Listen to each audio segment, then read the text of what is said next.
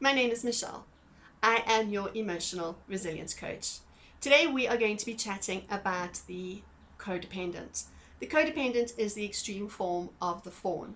The fawn is very much the people pleaser. The codependent is that, but on steroids. So when the codependent was a child in their very formative years, there would have been one or two emotionally manipulative parents. So this means that the parent might have been an addict, the parent might have been a narcissist, the parent might have been a codependent themselves, or all of it. Okay, codependency can be pretty tricky. It's not a one size fits all. So if I speak about a trait that might not resonate with you, keep listening. There might be some that resonate with you deeply. So with regards a codependent, from young, the codependent learned that love is conditional, that the way they were appearing to be was perhaps not approved of. There is a deep sense of rejection and abandonment. The codependent will go to all extremes to feel loved and accepted. And in so doing, the codependent has lost itself from really, really young.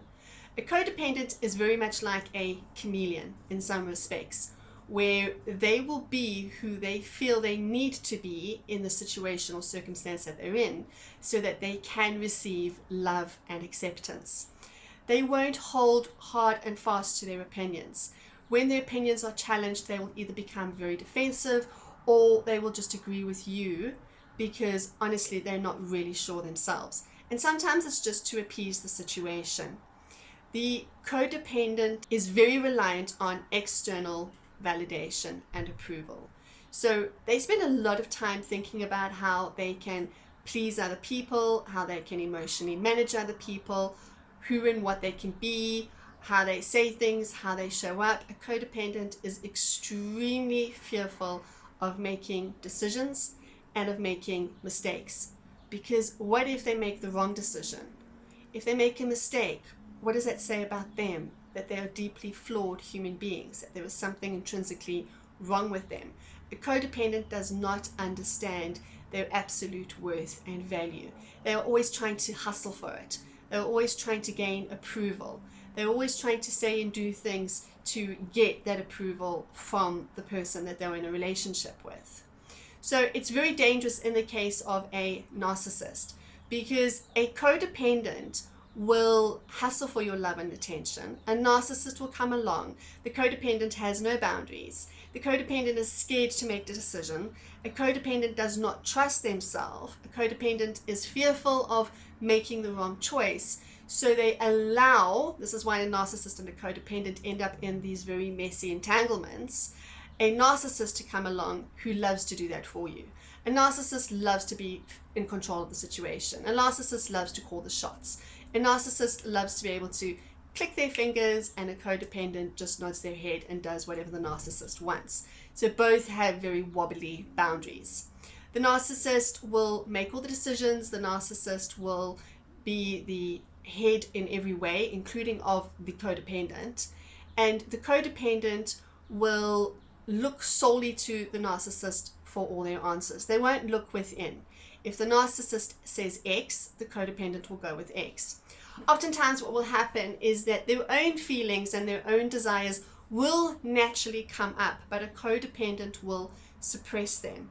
They won't take notice of them. They won't see them as they are, because the codependent is terrified that if they do, that they're going to lose this person in their lives. Obviously, this puts the narcissist in a state of control. Sometimes what will happen in these relationships is that the narcissist, and this is where the codependent becomes so terribly confused, is the narcissist will have won the codependent, and as soon as they feel they have won the codependent, they will change. The love bombing will stop. The winning your love will stop. The person you thought you were in love with, you will realize isn't actually the person, because they might become very cold, very dismissive. They will shut you out. They will take no notice of you, And the reason why they do this is because they know they've now got you. And so maybe they will have an affair, or they will look in other ways because they believe that you can't do better than them. They're very self-entitled. So if you do threaten to leave, they won't take it seriously, or they'll smirk, or they'll believe you'll be back because you need me. You can't survive without me. And what happens is this hits all the abandonment issues of the codependent, and the codependent becomes clingy, and they try to recreate the beginning of that relationship, and they look at how they can make things better. Who can they be? How can they change themselves to better please the narcissist? And there really isn't anything that you can do. The narcissist is now showing their true face. Their mask has now fallen, and the narcissist knows that they can keep you hanging at the end of a string, and that they can play you. And so the more clingy you become, the more needy you become, the more you try and scratch your way to try and keep this relationship, the more the narcissist just smiles and waves and carries on with their way. The problem is that the end of a relationship, or the loss of the relationship, to a narcissist is just, if I really wanted you, I can get you back again. But to a codependent, it feels like their whole world has ended and collapsed around them, because a codependent sees it as a personal failure. There is something intrinsically wrong with me. Why did they reject me? And the reason why it is so crushing is because there isn't that strong sense of self. That strong sense of self was not formed as a child. A codependent will have trouble communicating their thoughts and feelings. They won't know how to put them in words because they don't necessarily know and understand their thoughts and feelings. Their thoughts and feelings have been suppressed for so long that they can't identify them for what they are when they do come up. Or there is immense guilt when they do come up. So what a codependent tends to do is suppress them again, ignore them again. Ultimately, a codependent self-abandons over and over again. The reason why they do that is because that is what happened to them emotionally when they were a child. They were abandoned some way by an emotionally manipulative parent. A codependent is fearful of being truthful. If they are truthful about how they feel, what they think, they feel they're going to alienate all of those around them, that they're going to lose the people that they love. So a codependent, often at times, obviously depending how extreme their codependency is, lives in a web of lies to keep the peace. A codependent walks on eggshells around everybody because they are emotionally trying to manage everybody's feelings.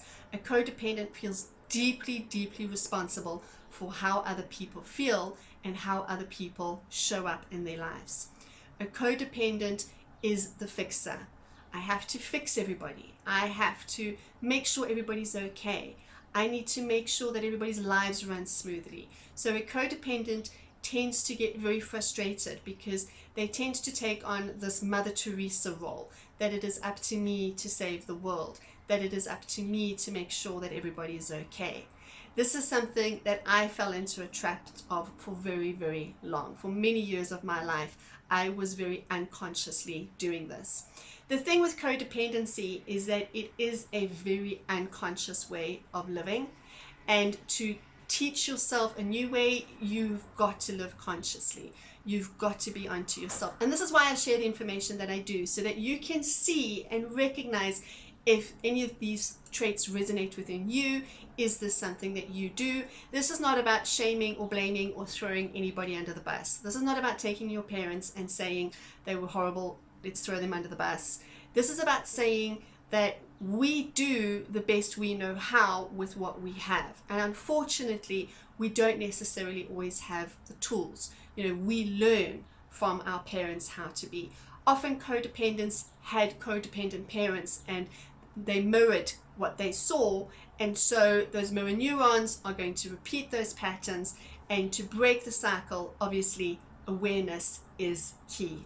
A codependent, as obviously I said earlier, will have very, very weak boundaries. They are the extreme people pleaser. So whatever you want, you got it. Whatever you need, you got it. Whatever I can do for you, who I can be, how can I make you happy, is what the codependent is crying. Because the codependent as a child was screaming that, at least subconsciously, to their parents. What do I have to do? Who do I have to be? How can I make you happy? We take that responsibility upon ourselves and feel that very, very deeply.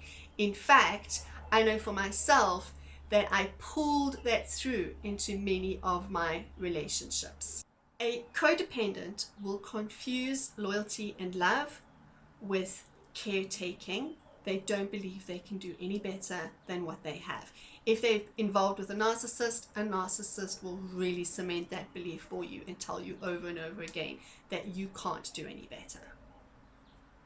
So the codependent is a child who has learned to adapt by pleasing others, losing self, and not having their own voice. A codependent has no voice of their own because they don't know what it is.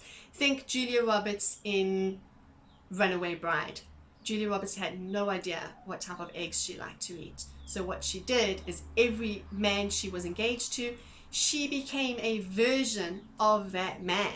She had no idea what she really liked herself. A codependent will justify actions through distorted beliefs. So they make excuses for the abusers in their lives.